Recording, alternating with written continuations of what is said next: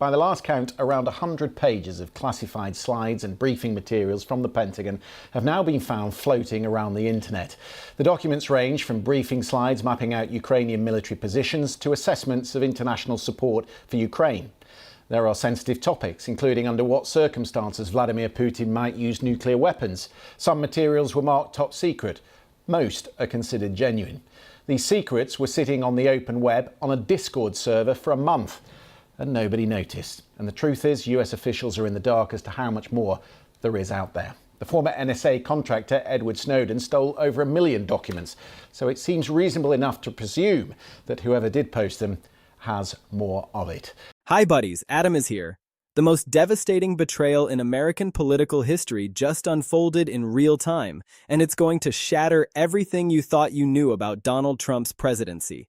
The Pentagon didn't just throw Trump under the bus. They backed up, ran him over, and then released the dashcam footage for the entire world to see. A new report claims special operations could include a raid on Iran's nuclear sites, which would include sending ground troops into Iran to seize and destroy key nuclear sites. Our next guest wrote that report. 7-4 White House correspondent Shelby Telcott joins us now with more. Thank you so much for joining us this morning, Shelby. So tell us, what, based on your reporting, what exactly would that look like?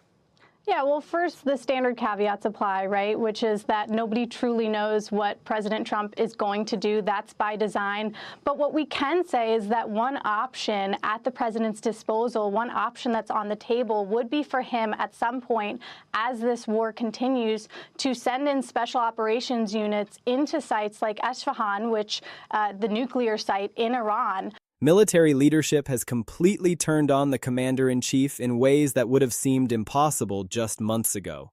And what they're revealing about Trump's Iran war decisions is so damning, so reckless, so utterly catastrophic that it's triggering a constitutional crisis the likes of which this country has never witnessed.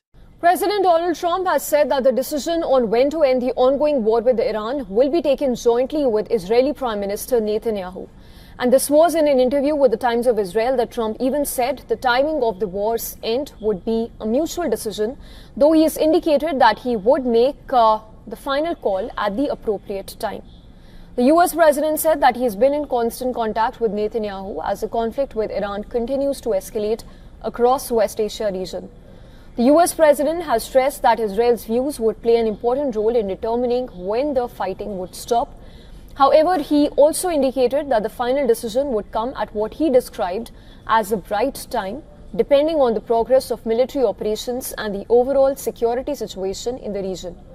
The US president also claimed that recent military operations have dealt a major blow to Iran's capabilities, but declined to give a clear timeline for when the war might end, saying that the decision would depend on developments on the battlefield.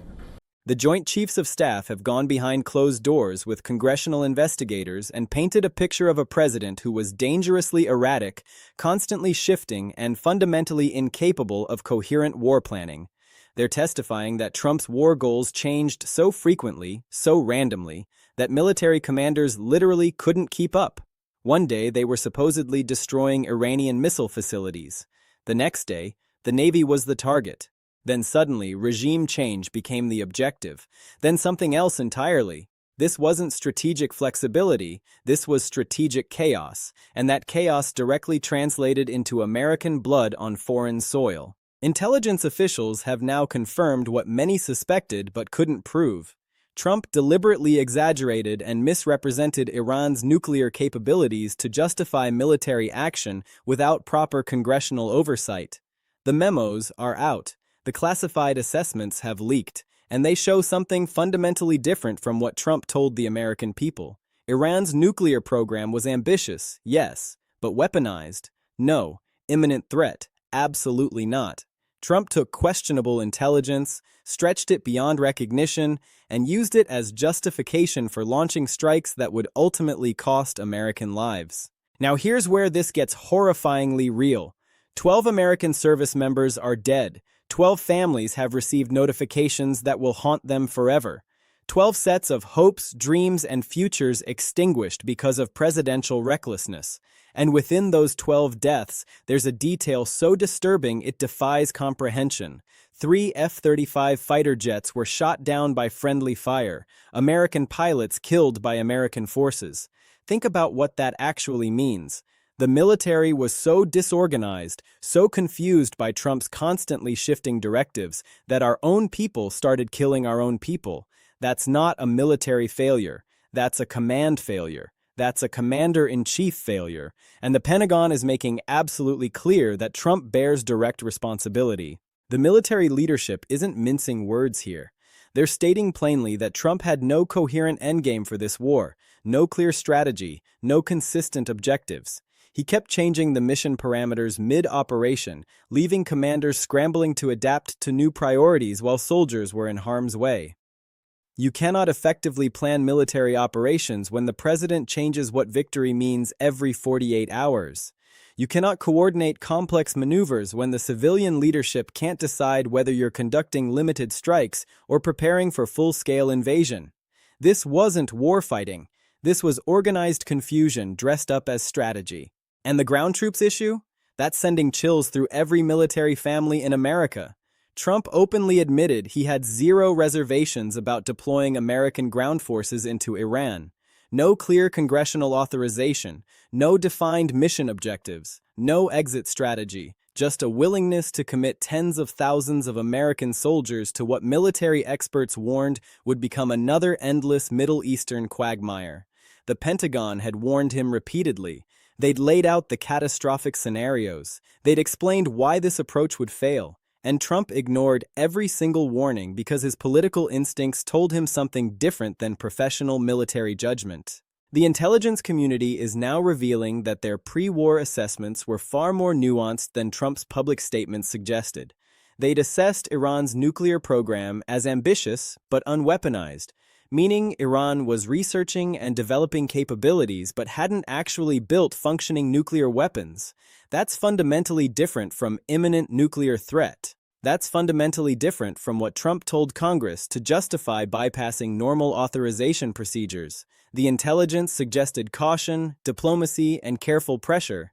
Trump heard what he wanted to hear and discarded everything else. Here's what makes this unprecedented in American history.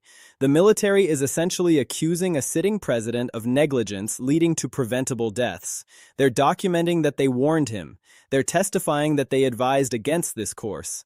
They're showing that they predicted exactly the kind of strategic failures that materialized. And they're saying that Trump proceeded anyway, despite knowing the risks, despite understanding the intelligence was questionable, despite being told that shifting objectives would create exactly the kind of confusion that led to friendly fire incidents and exposed supply lines and American soldiers dying. Trump's response to all of this? He's doing exactly what he always does, attacking the messengers on Truth Social, calling the generals disloyal, accusing them of sabotaging his presidency, claiming they're not committed to winning. But here's the thing about loyalty. Real loyalty is telling the truth when it's uncomfortable. Real loyalty is warning your commander when they're making catastrophic mistakes. Real loyalty is documenting those warnings so history can judge fairly. The military isn't being disloyal by revealing what happened. They're being loyal to the Constitution, loyal to the country, loyal to the 12 families who will never see their soldiers again. Eric Prince, of all people, has entered this conversation in ways that should terrify Trump's political operation. Prince isn't some Democratic operative or never-Trumper. He's a hardcore Trump ally, a prominent MAGA voice, someone with deep connections to the movement. And Prince is saying publicly that this Iran war violates everything Trump promised, that it's not MAGA, that it contradicts the entire America First philosophy. When guys like Eric Prince start breaking ranks, when they start saying the president screwed up, you know the coalition is fracturing. You know the isolationist wing of MAGA is peeling away. So now you have this perfect storm of catastrophic revelations. The Pentagon leaking damning information daily, military leadership publicly stating that Trump's decisions got Americans killed, intelligence officials confirming the pre-war justification was exaggerated and misleading, prominent Trump allies distancing themselves and criticizing the war, and Trump responding by attacking the very institutions he's supposed to lead. This isn't civil-military relations anymore. This is open warfare between a president and his own military command structure. Congress is already moving. The demands for Trump's resignation, which seemed like partisan posturing weeks ago, are now being taken seriously by mainstream voices. The impeachment chatter is getting louder, and this time, some Republicans are staying silent instead of rushing to Trump's defense. Because how do you defend a president whose erratic decision-making led directly to American soldiers killing American soldiers? How do you explain to voters that you supported a commander-in-chief who ignored military warnings and got 12 service members killed based on exaggerated intelligence? The friendly fire incident alone should disqualify any president from continuing in office. 3 F-35s, 3 American pilots, killed by American weapons because the overall command structure was so confused, so disorganized by Trump's constantly shifting priorities, that friend and foe became indistinguishable in the fog of war created by White House chaos. That's not something that happens in functional military establishments. That's something that happens when civilian leadership fundamentally breaks the military's ability to function coherently. And let's be absolutely clear about what the intelligence revelations mean. Trump didn't just make a mistake in judgment. He didn't just interpret ambiguous intelligence differently than his advisors. He took intelligence that explicitly said, "not weaponized," and used it to justify a war based on weaponized nuclear threat. He took assessments that recommended caution and used them to demand strikes. He took warnings about questionable intelligence and proceeded anyway. That's not error. That's either deliberate deception or willful blindness so profound it amounts to the same thing. The military is now in an impossible position. They have a commander-in-chief they don't trust. They have orders they know are based on questionable premises. They have soldiers dying because of strategic confusion at the highest levels. And they have a constitutional obligation to document everything, to testify truthfully, to ensure that accountability exists somewhere in this system. That's what's happening with these leaks. That's what's happening with the closed-door testimony. The military is building a record. They're making sure history knows what actually happened. 12 families don't care about Trump's Truth Social rants. 12 families don't care about who's loyal to whom. 12 families care about why their soldiers aren't coming home. And the answer, according to the Pentagon's own leadership, according to the Joint Chiefs' testimony, according to intelligence community assessments, is that Trump's reckless, erratic, undisciplined decision-making created conditions where American soldiers died preventable deaths. The friendly fire incident is particularly devastating because it symbolizes everything that went wrong. When American forces can't distinguish themselves from the enemy because strategic confusion has infected every level of command, when pilots are dying from American missiles because coordination broke down entirely, you've reached a point of systemic failure that traces directly back to civilian leadership. Trump created the chaos. Trump fostered the confusion. Trump's constantly shifting objectives made coherent planning impossible, and American pilots paid the price with their lives. The MAGA movement is now confronting an uncomfortable reality. Their champion, the guy who promised America first and no more endless wars, just launched exactly the kind of war they hate. He used exaggerated intelligence just like the Iraq war they condemned. He bypassed congressional authorization, just like the interventions they opposed. He created strategic confusion that got Americans killed, the exact outcome they warned about for decades. And now even their own thought leaders are saying this isn't what they signed up for. Prince's intervention matters because it signals something bigger than one man's opinion. It tells us that the ideological glue holding the Trump coalition together is dissolving. The isolationists can't support this war. The nationalists can't support this level of incompetence.